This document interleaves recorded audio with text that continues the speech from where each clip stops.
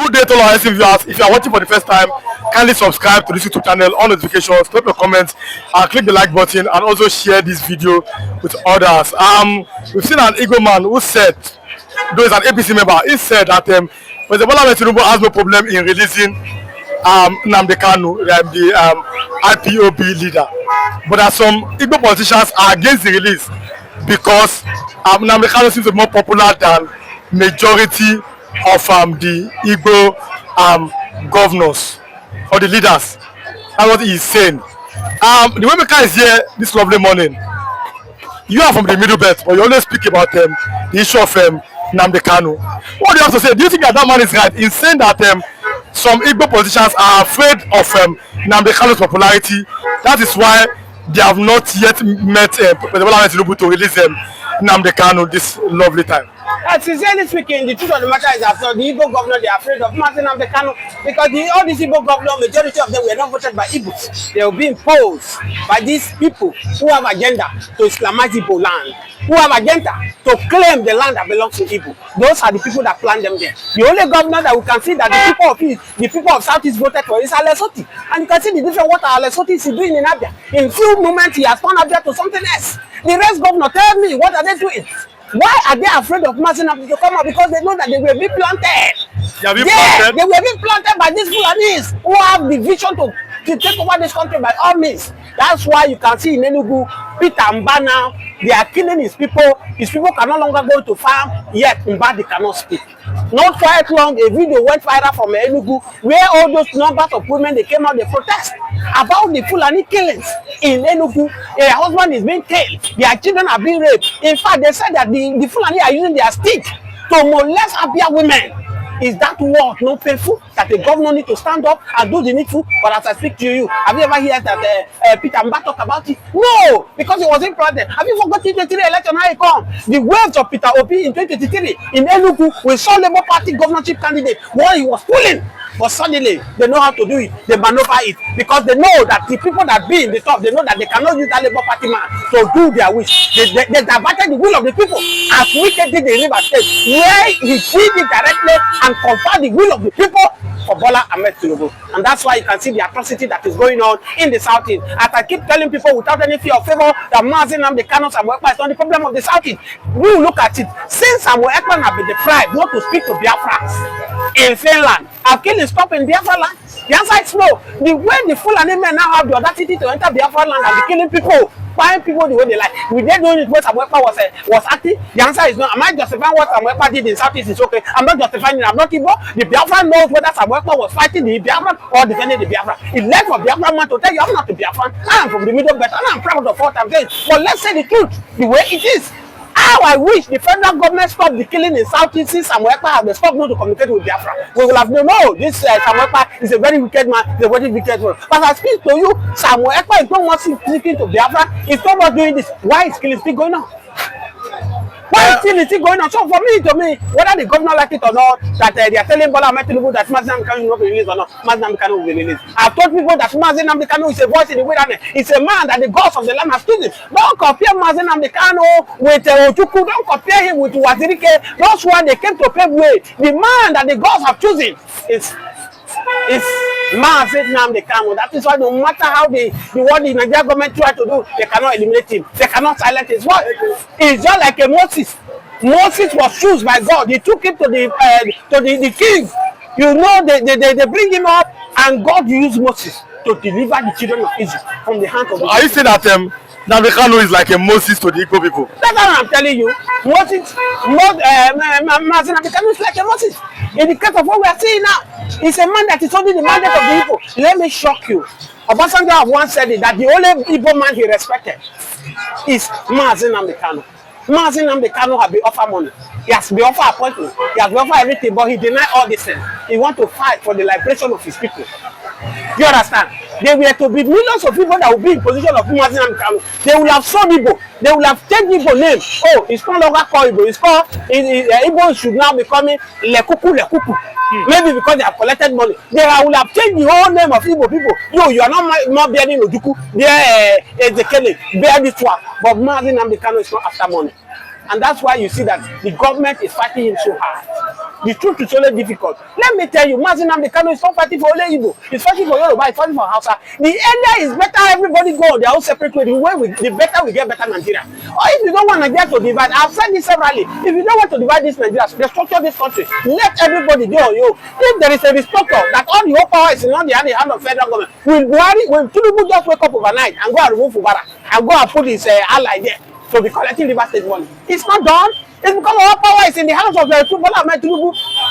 Do you think Trump will wake up one day now and go and remove the governor of Florida, Venezuela, and go and put his president there? It's not done. If we copy democracy from America, why are we not doing it? Why are we not imitating the way they are doing democracy? They are democracy. This democracy they are doing Nigeria is a foreign democracy. Oh yeah, from the middle belt, the middle belt are saying that what they want now is restructuring. That this presidential system of government is not working. Let's go back to regional system of government. Do you agree with the middle belters are saying that we want restructuring in Nigeria? No, I've said this several times for those who follow me, who know where I stand. I said it before the general election that whether Peter Obi win the election, whether Atiku Abubakar or this man who grab power, this Emilio Kong win the power. If they did not do two things that are prescribed for them, there is no changes. Whoever that is the president, you must be ready to restructure this country. If you are not ready to restructure this country, divide this country, let everybody go. That is the solution.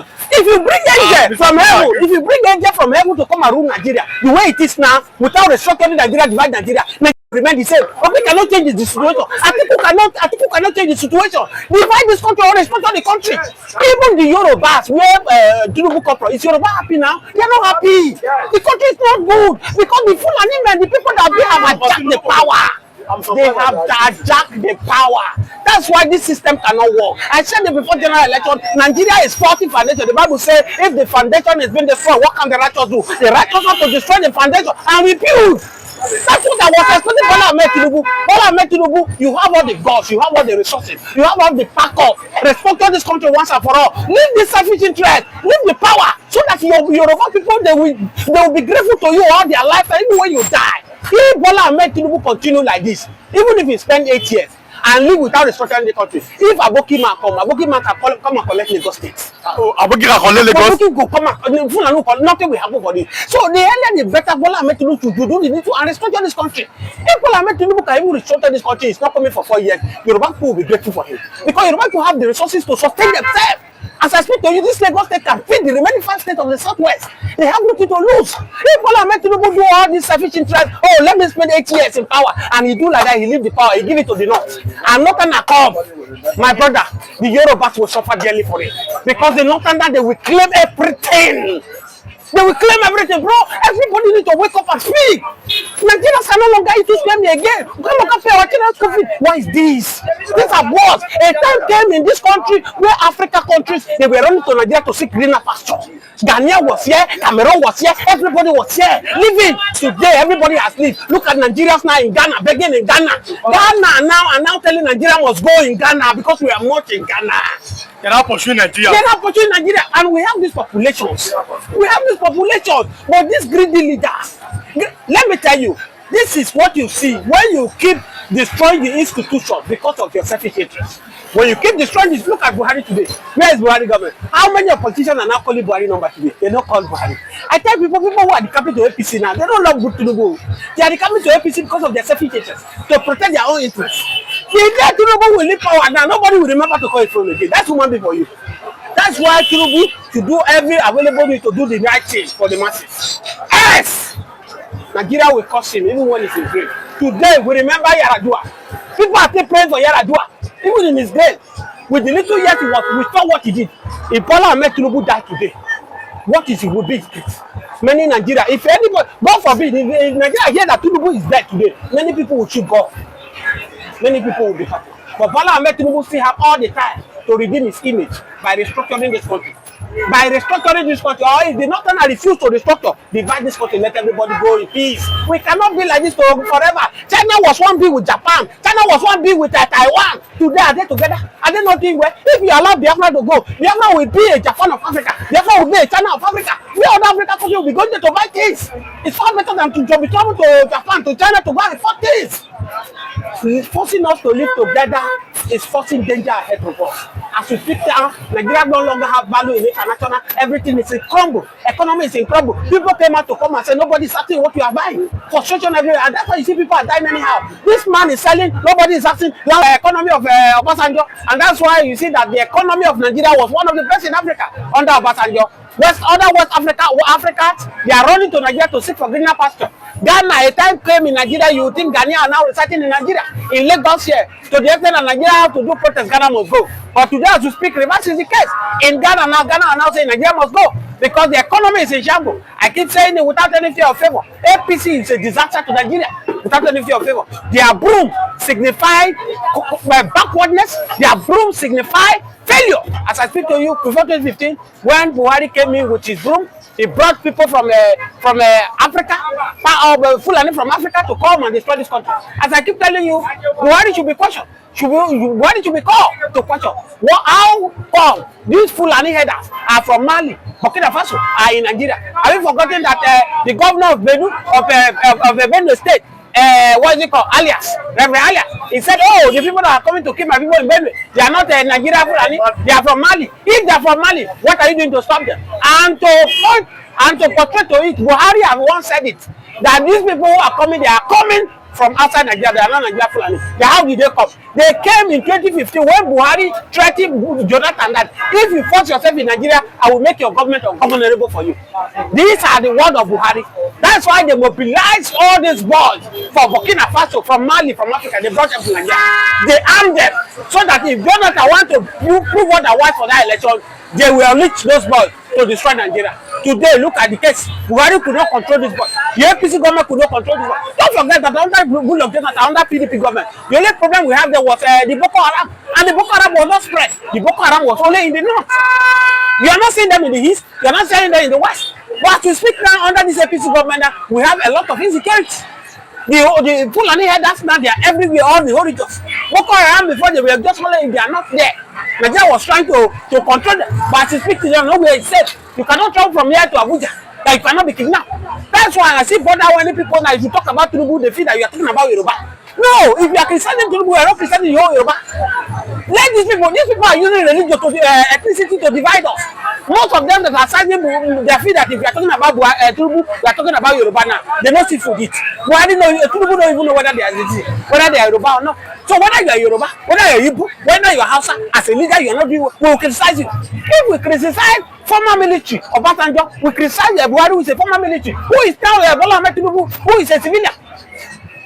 Bola Ahmed Tinubu told us that he's a Democrat. A man who once ran away for dictatorship is the same man that is bringing this pain to Nigeria. And we are condemning it. That Mazi Nnamdi Kanu to be released. We are waiting on the 8th of this month, which is the final day for the court. Because thank God now they have said that no evidence, they did not say any ammunition with Mazi Nnamdi Kanu when they kidnapped him. Don't forget that Mazi Nnamdi Kanu was not arrested in Kenya, he was kidnapped. The same way they kidnapped VDM. And we are saying now that kidnapping of VDM, Nigeria youth will not take it easy with the federal government. They should release very rapidly. Yes, except they want what happened in NSAS in 2020 to happen again. NSAS, this time around is going to be EFCC. EFCC are corrupt. We are not afraid to say it. They are corrupt. Yaya Bello is working freely today. The governor Okowa, who steals trillions of data money, he has become to APC. The EFCC is not going after it. How much that VDM have steal from the government? But we saw, for example, Adams Oshomole, the former national chairman of the APC, it was reportedly when he said that if you join the APC, your sins will be forgiven. And I'm asking a question. When did the APC become Jesus Christ and forgive sin? What do you have to say about our political party? That is what is going on. That's why you can see that Nigeria is becoming one party system right now. Because Tinubu, don't forget that Adams Oshomole and Tinubu, they have the same vision. They are working together. He interpreted the mind of Buhari, of Tinubu. Then that's why I tell you that Buhari is far better than this Bola Ahmed Tinubu in terms of democracy, in terms of how managing work. It's far better. Under Buhari government, Buhari was paying subsidy for Nigeria, right? He was borrowing. Therefore, we criticize that the borrowing of Buhari was too much. This Bola Ahmed Tinubu that is not paying subsidy for me and you. Fuel that we buy less than 200 before, we are buying in 1,000 plus. Tinubu is still borrowing. What is he borrowing? Have you not asked yourself that question? Under Buhari government, former military man, opposition party they win election under Buhari. Under Bola Ahmed Tinubu, I can bet you, if you are watching this video, $1,000, I can bet you I will give you, if any opposition party will win under Bola Ahmed Tinubu, I will give you 1,000 naira. I give you $1,000. If any opposition party win election, whether governor, whether house of governor, I will give you $1,000. No governor, no opposition party can win one-on-one with Obala because they are going to write the results. They are going to complete, and that's why INEC is telling us that, oh, we are not going to use beavers. We are not going to use beavers. All we have to use is paper. The paper, it is INEC people that will print the paper. They will have print a lot. They will keep in a place where they will be printing. That is their method. That is what Bola Ahmed Tinubu is. That's why I said Bola Ahmed Tinubu is not a Democrat. It's a dictatorship. Because all these shenanigans, we want to turn and get to one party system. It will not work. You can see now the APC governor, PDP governor, all of them, they have become to APC. Because they know that if you did not come, Tinubu can just wake up one day and remove you as a governor. And that's why you see all of them are running to APC. But are we in a military government? Why would it be? Okay, whether you like it or not, Tinubu know how to do it. So you use money to fight. You don't use gun. Have you ever seen Tinubu is using FCC to chase any of them? He's using money. You buy your conscience. That's how he has been ruling Lagos. Over 20 years, Tinubu have hold Lagos now. He's out to buy you. That's why you see Lagos does not have opposition. Under PDP, then you see Agbaje, the next governor, he will come under PDP. Now Tinubu is sponsor. That's why you see after when he lose election, the next one he will be the one to supply. Because this is where almost all of them are situated. Every day I read the news in Nigeria, I get terrified. Every time, because the spillover of these groups will directly enter all the nearby countries. These are countries in West Africa. This may include the sprinter groups moving to other countries or the citizens of Nigeria abandoning their own homeland for another. Ladies and gentlemen, this is a serious issue that needs immediate continental concern. Nigeria is a friend of Ghana. Nigeria is a part of ECOWAS. When they are moving into your country, we cannot turn them away. But when 1 million moves in at one time, what then becomes the fate of the host nation's security, sovereignty, and economy? And this can happen on any given day, ladies and gentlemen. And what actually terrifies me is this. I don't see any real political actions or steps taken by the leadership of the country to deal with the situation.